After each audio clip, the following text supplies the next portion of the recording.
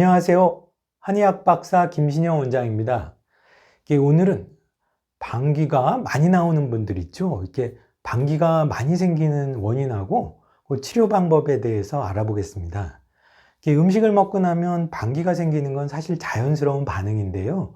우리 몸속의 장에는 항상 200cc 정도의 가스가 차 있고 하루 종일을 보면 500에서 1500cc 정도의 가스가 방귀로 나오는 것은 정상적인 반응입니다. 그런데 이제 방귀가 딴 사람보다 너무 많이 나오고 냄새가 독한 경우는 장에 문제가 생긴 이상 반응일 수가 있겠습니다. 이 방귀 성분을 보면 60% 정도는 우리가 음식을 먹을 때 같이 들어오는 공기, 그리고 20% 정도는 장 안에 연결된 혈관을 통해서 확산되어 들어온 공기, 그리고 나머지 20%가 음식을 통해서 생기게 되는데요. 가령 음식을 먹게 되면 장에서는 균들이 음식을 분해해서 발효시키면서 가스가 생깁니다.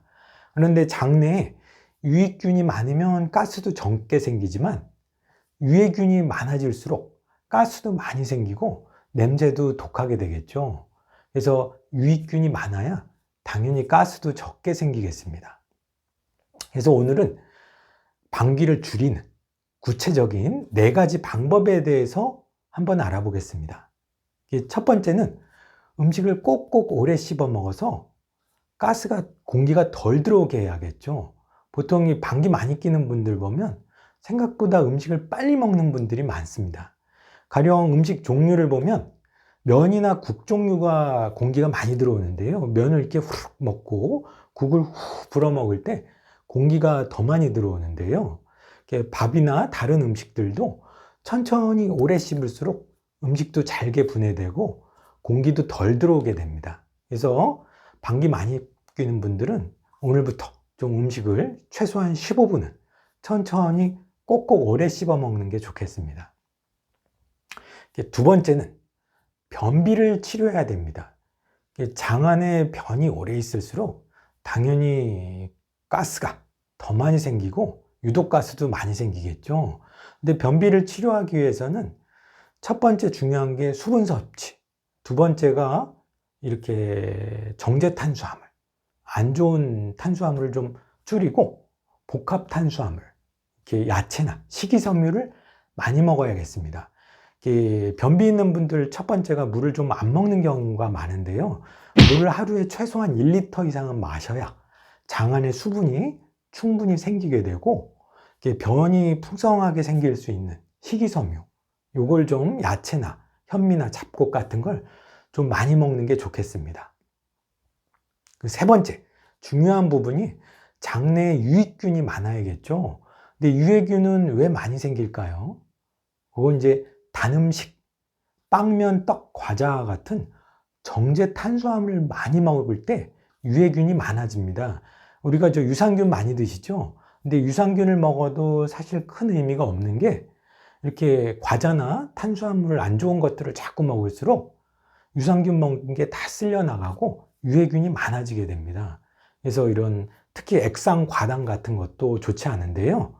이게 과일 주스나 탄산음료, 너무 단 음식 이런 것들은 좀 적게 먹어야겠습니다. 네 번째로 장 기능, 장의 운동성을 높여줘야겠습니다. 우리가 장은 밑으로 내려가는 거에 익숙해져 있고 가스가 많이 생겨서 팽창하는 거에는 좀 적응이 덜 돼 있어요.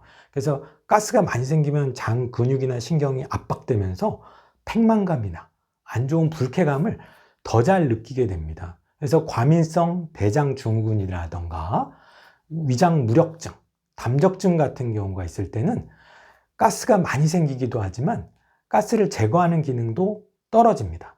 그래서 연구 결과를 보면 내가 복부 팽만감, 가스가 많이 찬다고 느끼는 분들을 정상인과 비교를 해봐도 실제로 장내에는 가스량에는 큰 차이가 없다는 연구 결과가 있습니다. 그래서 이런 장 기능이 떨어진 분들은 물론 이제 가스가 더 생기기도 하지만 조금만 가스가 더 차도 팽만감이나 통증을 정상인보다 더 강하게 느끼게 됩니다. 그래서 장 기능을 좀 살리는 이런 방법을 연구해야겠는데요. 그래서 생강차, 매실차 이런 것들이 장 운동을 도와주고 아랫배, 장을 따뜻하게 해야겠죠. 혈액순환이 좋아져야 장 운동이나 기능도 좋아지게 되겠습니다. 그래서 오늘은 방귀가 많이 생기는 원인과 치료할 수 있는 4가지 방법에 대해서 알아보았습니다.